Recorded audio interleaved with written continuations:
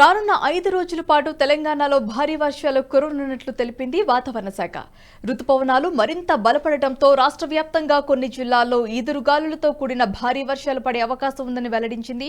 ఈ మేరకు రాష్ట్రంలోని పలు జిల్లాలకు ఐఎండీ అధికారులు ఎల్లో అలర్ట్ ను జారీ చేశారు. ఇప్పటికే కొన్ని జిల్లాల్లో మోస్తారు నుంచి భారీ వర్షాలు కురవనున్నాయి.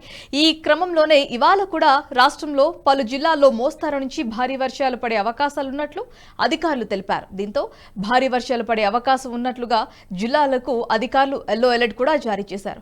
ఆదిలాబాద్, ఆసిఫాబాద్, మంచిర్యాల, నిర్మల్, జగిత్యాల, పెద్దపల్లి, జయశంకర్, భూపాలపల్లి, ములుగు, కొత్తగూడెం, మహబూబాబాద్, వరంగల్, హనుమకొండ, వికారాబాద్, సంగారెడ్డి, కామారెడ్డి, మహబూబ్ నగర్, నల్గొండ, నిజామాబాద్, జగిత్యాల, యాదాద్రి, భువనగిరి, కరీంనగర్ జిల్లాలో భారీ వర్షాలు పడే అవకాశం ఉండటంతో ప్రజలు అప్రమత్తంగా ఉండాలని హెచ్చరికలు జారీ చేశారు ఐఎండీ అధికారులు.